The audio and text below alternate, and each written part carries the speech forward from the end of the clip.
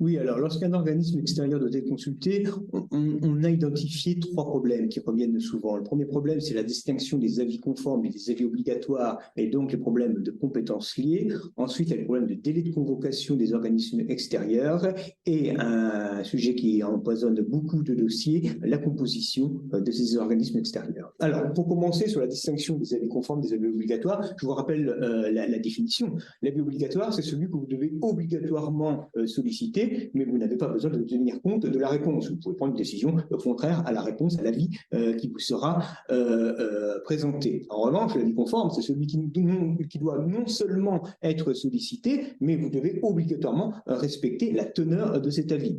On retrouve ça en matière d'urbanisme, par exemple, lorsque l'architecte des bâtiments de France doit intervenir.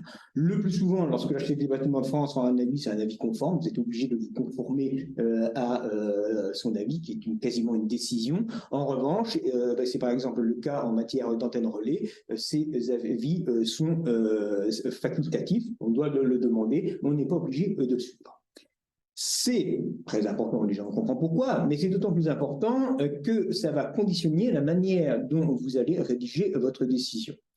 Si vous êtes dans une situation qu'on appelle de compétences liées, vous n'avez pas le choix, vous êtes obligé de suivre l'avis conforme, vous vous référez à cet avis, et c'est l'avis, c'est comme ça, c'est bleu, si c'est bleu, je prends une décision administrative qui va être bleue également. En revanche, si c'est une décision obligatoire et que donc vous n'aviez pas à suivre obligatoirement le contenu de cet avis, vous ne pouvez pas vous contenter de vous référer à cet avis. Vous devez exercer votre pouvoir discrétionnaire et obligatoirement vous approprier, je dirais, le sens de l'avis et ne pas simplement indiquer que vous vous sentez lié par cet avis. Vous n'étiez pas lié par cet avis. Si il apparaît que vous étiez lié, la décision tombe. Et ça, malheureusement, c'est quelque chose que l'on retrouve trop souvent.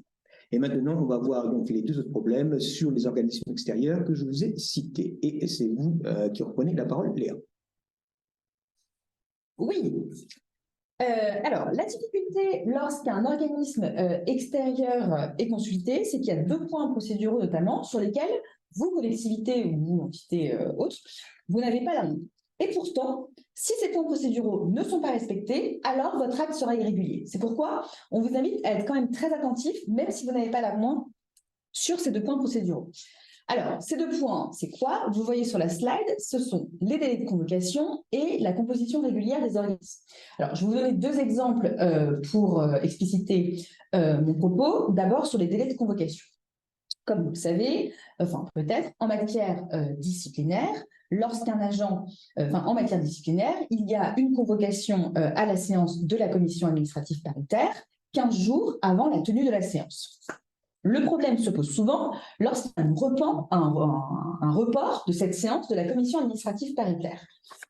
Très souvent, on l'a remarqué, les centres de gestion ne respectent plus ce délai de convocation de 15 jours lorsqu'il y a un report de la séance. Eh bien, notre invitation, notre recommandation, c'est de vous assurer que ce délai de 15 jours a été respecté en cas de report. Et si ce n'est pas le cas, alors prenez la tâche du centre de gestion et attirez leur attention sur ce point, puisque si ce délai n'est pas respecté, ça sera ensuite votre attaque administrative à vous qui sera annulée, alors même que vous n'aviez pas la main là-dessus. Deuxième point procédural où le même problème se pose, c'est la composition régulière des organismes. Là encore, je vous donne un exemple. Vous décidez de licencier un agent non titulaire de catégorie B. Vous le savez, vous devez vous assurer que les représentants du personnel sont tous des agents qui sont au moins des agents de catégorie B. Eh bien, si tel n'est pas le cas, là encore, je vous invite à demander un report de la séance, car si cette règle n'est pas respectée, alors vous verrez votre acte administratif annulé. Voilà, c'est simplement, c'est assez important, puisque ça a des conséquences sur la régularité de votre acte. Et donc, même si vous n'avez pas la main dessus, vraiment, notre recommandation, c'est soyez vigilants, regardez ce que les centres de gestion font pour ne pas que ça vous porte préjudice